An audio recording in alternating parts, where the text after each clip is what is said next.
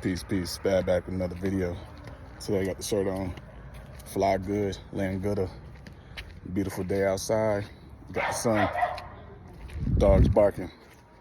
Face is glowing. Block shaking. All right.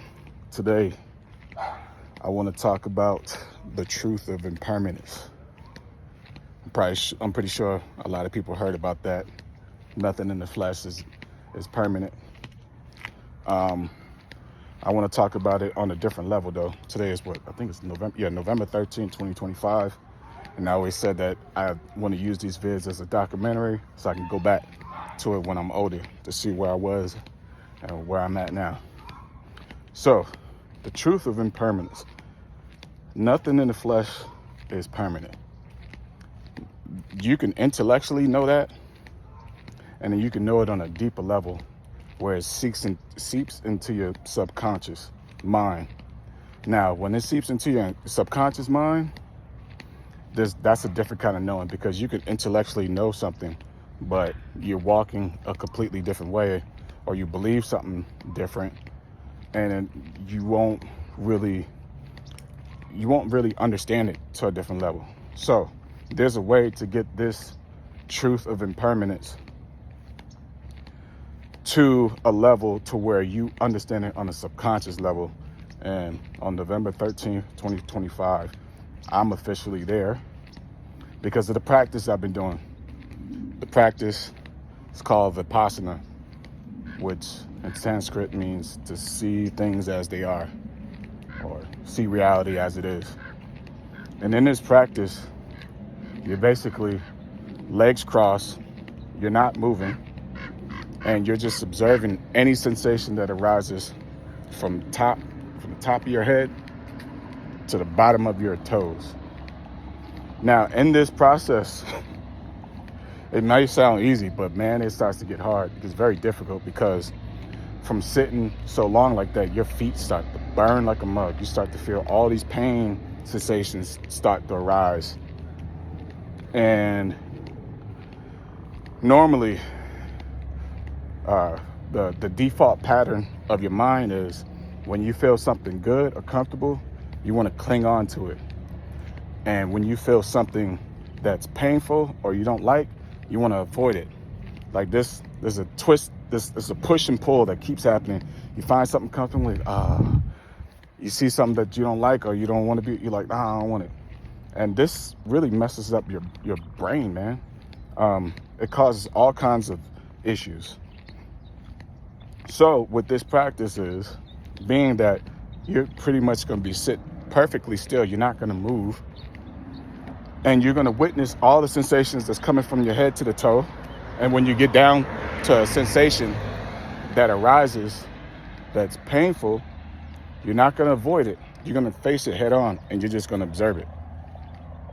And when you observe it, that's when you get this inner knowing. Okay, this is the truth of impermanence, because one thing that you'll figure out very quickly from if you stay consistent with the practice, that no matter how good or how painful a sensation is, after a while, it's going to fade away. It's going to disappear. It's not permanent.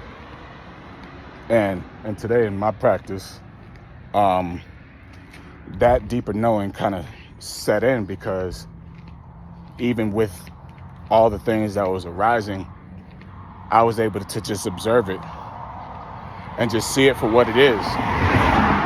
My relationship to pain and discomfort feelings have changed on the subconscious level, because now I can see it for what it is. Like my relationship to anything that's like uncomfortable, it's not the same, because the way that I observe it, let's say I get a sharp pain, right? Instead of like, I'm looking at it and I'm asking myself these questions. At what point does the pain arise? Is it throbbing? Is it hot? Is it cold? I'm just looking at it. And when you do that, and if you do it successfully, what happens is you break the relationship with that sensation. Normally, when you feel something, the first thing that the brain starts to do is, oh God, this sucks. I need to get out of here. How long is this going to last? And when you do that, you so you have the sensation, which is unavoidable. Then you have the psychological suffering that's accompanied with that. And when that happens, you actually bring on more pain and suffering. That's why, like, if you guys ever heard this saying that pain is inevitable, suffering is the option.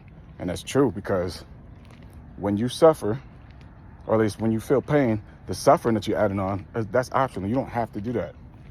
And so, like, this applies to anything. Like, you have something go wrong, emotional, you have an attachment, whatever it is, somebody wronged you, I now can just observe the sensation that's accompanied with, oh man, that motherfucker wronged me, or and just look at it. I already have the inner knowing that it's gonna fade. And then also in my dreams, which is pretty much like a reflection of your subconscious mind, I'm doing the same thing in my dreams. So then I'm like, all right, cool. Now I'm making progress here. So like I said, it's November 13th, 2025. The truth of impermanence is sitting in. It's beautiful, man, because now I can, like, so I can hopscotch through this planet now.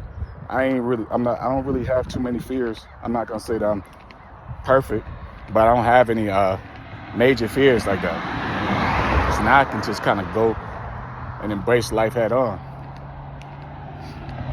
So that's pretty much what I want to touch on.